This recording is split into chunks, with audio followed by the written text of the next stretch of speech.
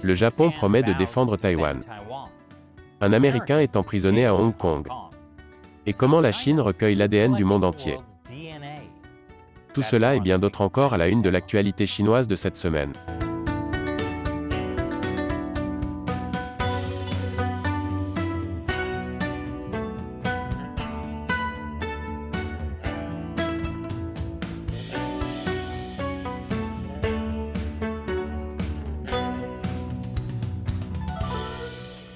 Bienvenue à Chine non censurée, je suis Chris Chappell. Cet épisode est sponsorisé par Surfshark. Vous devriez utiliser un VPN comme Surfshark pour vous protéger chaque fois que vous allez en ligne. Les titres de l'actualité chinoise de cette semaine. La Chine continue d'augmenter la pression sur Taïwan. Mais cette semaine, le vice-premier ministre japonais Taro Aso a déclaré que le Japon devait défendre Taïwan si la Chine l'envahissait. Si la Chine devait conquérir Taïwan, le Parti communiste chinois serait à l'intérieur de ce qu'on appelle la première chaîne d'îles. Cela donnerait au Parti communiste un contrôle énorme non seulement sur le commerce international, mais aussi sur l'activité militaire dans le Pacifique. Ce ne serait pas bon pour le Japon. Vous pouvez donc comprendre pourquoi Aso dit que le Japon doit défendre Taïwan. Plus précisément, il a déclaré « Si un problème majeur se produisait à Taïwan, il ne serait pas exagéré de dire qu'il pourrait être lié à une situation de menace pour la survie du Japon. » Appeler cela une situation menaçant la survie est important. Après la Seconde Guerre mondiale, il a été interdit au Japon d'avoir une armée. Il est autorisé à disposer d'une force d'autodéfense. Mais il y a des limites à l'utilisation qu'il peut en faire. Cependant, la Constitution japonaise stipule que la force d'autodéfense japonaise peut agir s'il s'agit d'une situation menaçant la survie. En d'autres termes, Aso dit essentiellement que le Japon irait en guerre pour défendre Taïwan. Et il le ferait avec les États-Unis. Le Parti communiste chinois n'aime pas l'idée de combattre le Japon. En réponse, le porte-parole du ministère chinois des Affaires étrangères, Zhao Lijian, a déclaré que les commentaires de M. Aso portaient atteinte aux fondements politiques des relations sino-japonaises et que la Chine s'y opposait résolument. Hu Xijin, rédacteur en chef de mon média d'État chinois préféré, le Global Times, est allé un peu plus loin. Il a déclaré que la Chine détruirait les forces japonaises dans un conflit avec Taïwan. Tout cela fait partie de la nouvelle vague de diplomatie de guerre des loups de la Chine. J'ai déjà expliqué que la diplomatie de la guerre des loups s'apparente davantage à la diplomatie du visage de troll, car ces diplomates essaient simplement d'agacer les gens sur Internet. Mais le langage utilisé par le Parti communiste chinois a toujours été assez sanglant. La semaine dernière, à l'occasion du 100e anniversaire du Parti communiste chinois, le dirigeant chinois Xi Jinping a déclaré que la Chine ne permettra jamais à des forces étrangères de l'intimider, de l'opprimer ou de la réduire en esclavage. Et quiconque espère le faire se fendra la tête et fera couler le sang sur la grande muraille d'acier, construite avec la chair et le sang de 1,4 milliard de Chinois. Bien sûr, comme personne n'essaie réellement d'asservir la Chine, j'ai le sentiment qu'il parle simplement de tous ceux qui défient le PCC. Mais je dois dire, comparé à d'autres exemples, c'est subtil. Voici un tweet maintenant supprimé de l'ambassadeur de Chine au Pakistan. Comment la Chine va traiter ses amis par rapport à ses ennemis? Ça dit spécifiquement, pour l'ennemi, nous sommes des guerriers loups. Et voici une récente caricature du quotidien d'État China Daily. Les États-Unis ont pratiqué l'esclavage dans le passé. Alors comment osent-ils critiquer la Chine pour avoir transformé les Ouïghours en esclaves maintenant? Je veux dire, pas que les Ouïghours soient des esclaves. Il n'y a pas d'esclavage en Chine. Ou encore ce message de la chaîne d'État chinois, critiquant la violence armée aux États-Unis. Oui, pourquoi ne pouvons-nous pas interdire les armes à feu pour ressembler davantage à la Chine, un pays où, dans certaines régions, les gens ont besoin d'un permis pour acheter des couteaux de cuisine, parce que tant de gens meurent dans des attaques à l'arme blanche? Vous pourriez penser que ces exemples de propagande du parti sont plutôt maladroits. Je veux dire, qui pourrait même les croire, n'est-ce pas? Malheureusement, la réponse est les grands médias américains. L'animateur de MSNBC Chris Hayes a décidé que ce serait une bonne idée d'amplifier la propagande anti-américaine de Shinhua et l'a retweeté. Shinhua, soit dit en passant, n'est pas seulement un média d'État chinois. C'est l'agence de presse officielle du Parti communiste. Malheureusement, ce n'est pas le seul exemple de médias américains qui amplifient la propagande du Parti communiste chinois. C'est juste plus évident que d'habitude. J'aime aussi la façon dont ces caricatures ont été publiées sur Instagram et Twitter, qui sont tous deux interdits en Chine.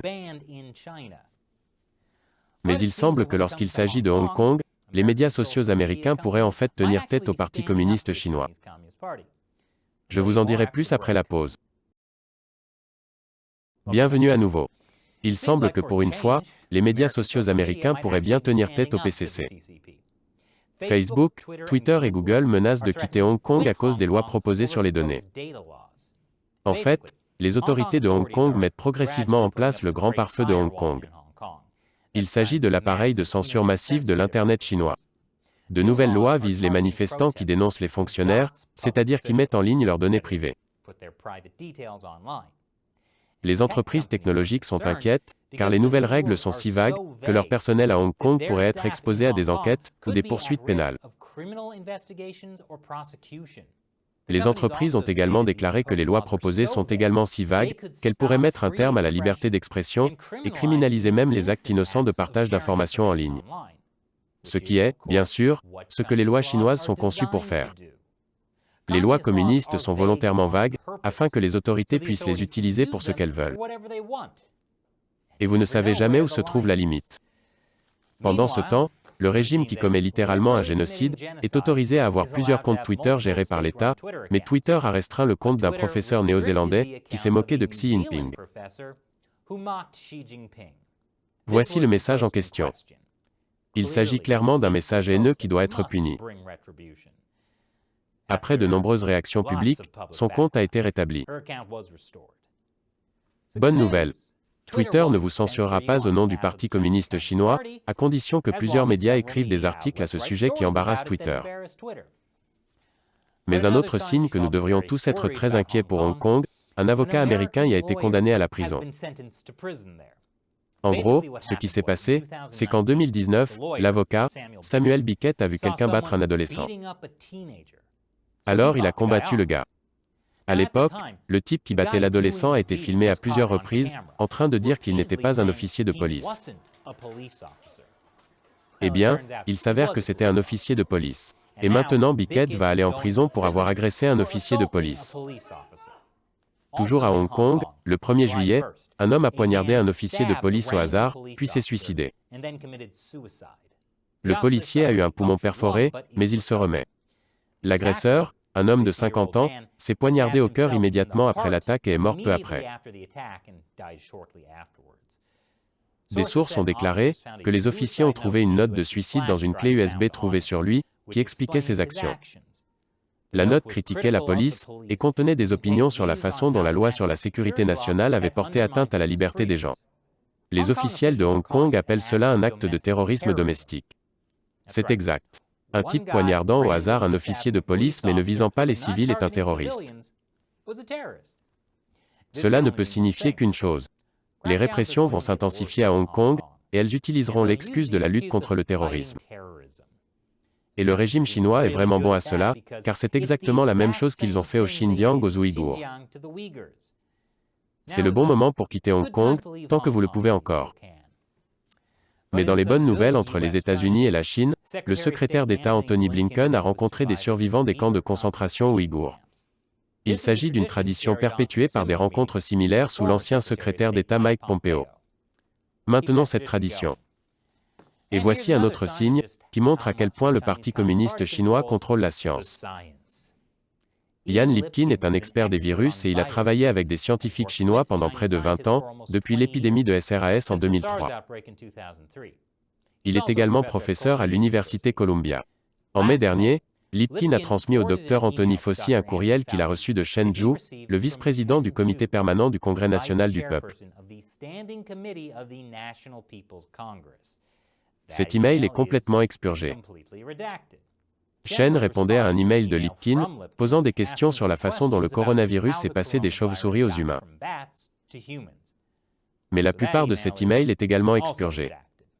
Lipkin et Shen avaient déjà travaillé ensemble lors de l'épidémie de SRAS en 2003. Lorsqu'il a transmis l'email de Shen à Fauci, Lipkin a déclaré « Nous apprécions profondément vos efforts en matière d'orientation et de communication. » On ne sait pas exactement à quel message Lipkin fait référence, car cette partie de l'email a été également expurgée. Cependant, Lipkin et Chen discutaient de la façon dont le coronavirus est passé des chauves-souris aux humains. Et la veille de cet email, Fauci avait donné une interview au National Geographic, où il rejetait l'idée que le coronavirus ait été fabriqué dans un laboratoire chinois. Lipkin pourrait donc avoir remercié Fauci d'avoir dit que le coronavirus venait de la nature, et non d'un laboratoire. Encore une fois, nous n'en sommes pas sûrs car les emails ont été expurgés. Lipkin est allé en Chine au début de l'épidémie de coronavirus l'année dernière. Mais à son retour, il est devenu l'un des critiques les plus virulents de l'hypothèse de la fuite en laboratoire. Il est allé sur les médias d'État chinois pour qualifier cette hypothèse de théorie du complot. Il a déclaré à la télévision centrale chinoise, « Toutes les preuves que nous avons vues jusqu'à présent indiquent que ce virus provient de la faune sauvage. Et rien ne prouve qu'il y ait eu une quelconque conspiration, un quelconque laisser-aller, ou quoi que ce soit qui ait conduit à ce que l'Institut de virologie de Wuhan produise quoi que ce soit. » Lipkin et d'autres scientifiques ont également publié cet article d'opinion dans Nature Medicine en mars 2020, disant que le coronavirus n'a définitivement pas fui d'un laboratoire. Ce qui a été utilisé à plusieurs reprises par les médias pour déboulonner l'hypothèse de la fuite d'un laboratoire. Pour info, la société mère de Nature Medicine est financée par le Parti communiste chinois. Et devinez qui d'autre a des liens étroits avec le PCC? Lipkin. Plusieurs institutions chinoises de biomédecine ont été créées grâce aux contributions de Lipkin. Lipkin est aussi le directeur du Centre pour l'infection et l'immunité de l'Université de Columbia. Celle-ci s'est associée au CDC chinois pour créer un laboratoire commun de recherche sur les agents pathogènes en Chine.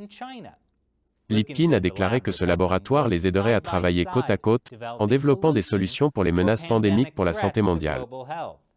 En 2015, il a donné une conférence lors d'un événement à l'Institut de virologie de Wuhan. Pendant qu'il était là, il a reçu un prix par le Dr Shi Zhengli, la scientifique qui menait des recherches sur le coronavirus de la chauve-souris à l'Institut. En 2016, M. Lipkin a également reçu la plus haute distinction chinoise pour les scientifiques étrangers, le prix de la coopération scientifique et technologique internationale. Xi Jinping lui-même a supervisé la cérémonie. Et début janvier 2020, alors que la Chine tentait toujours de dissimuler l'épidémie, le comité central du Parti communiste chinois a remis à Lipkin cette belle récompense.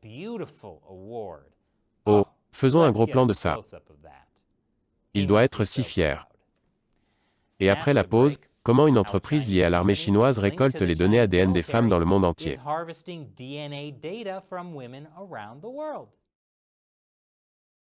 Bon retour. Dans la prochaine expérience scientifique chinoise qui pourrait mal tourner, la Chine récolte les données génétiques de millions de femmes. Vous vous dites peut-être que le Parti communiste chinois fait des choses vraiment mauvaises aux femmes ouïghours, mais il ne s'agit pas des femmes ouïghours. Il s'agit de vous. Une société chinoise de génétique vendant des tests prénataux dans le monde entier les a développés en collaboration avec l'armée du pays, et les utilise pour collecter les données génétiques de millions de femmes pour des recherches radicales sur les traits des populations.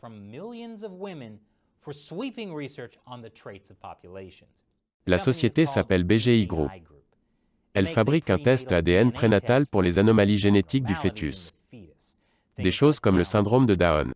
Ce test est vendu dans 52 pays du monde. Il enregistre également l'ADN de la mère. Et le groupe BGI travaille aussi avec l'armée chinoise pour améliorer la qualité de la population. Améliorer la qualité de la population? Cela ressemble à de l'eugénisme avec des caractéristiques chinoises. Des conseillers du gouvernement américain ont averti que la technologie qui pourrait être développée à partir de ces informations génétiques pourrait permettre à la Chine de dominer le secteur pharmaceutique mondial et pourrait également conduire à des soldats génétiquement améliorés ou à des agents pathogènes conçus pour cibler la population ou l'approvisionnement alimentaire des États-Unis. Tant mieux, car nous n'avons déjà pas assez d'agents pathogènes provenant de Chine. Fait amusant, le groupe BGI a également tenté de construire des laboratoires de tests des coronavirus aux États-Unis au début de la pandémie. Le gouvernement fédéral américain a averti les États de ne pas construire ces laboratoires et de ne pas utiliser les tests chinois Covid, également fabriqués par BGI.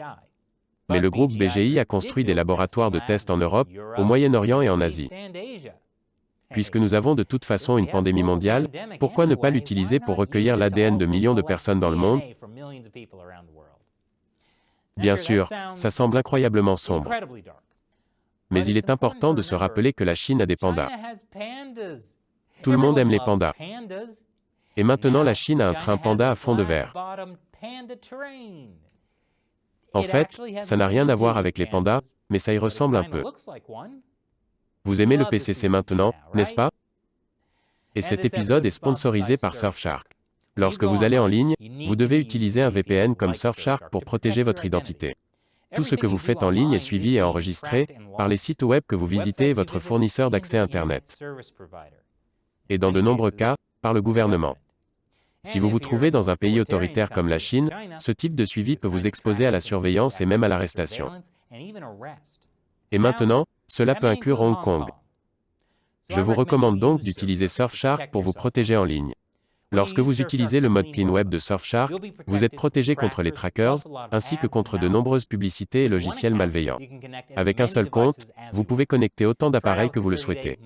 Essayez-le avec une garantie de remboursement de 30 jours. Et Surfshark propose une remise spéciale pour les fans de Chine non censurés. Allez sur surfshark.com/uncensored et utilisez le code uncensored pour bénéficier de notre offre spéciale qui comprend 3 mois supplémentaires gratuits. Cliquez sur le lien ci-dessous. Encore une fois, je suis Chris Chappell, à la prochaine fois.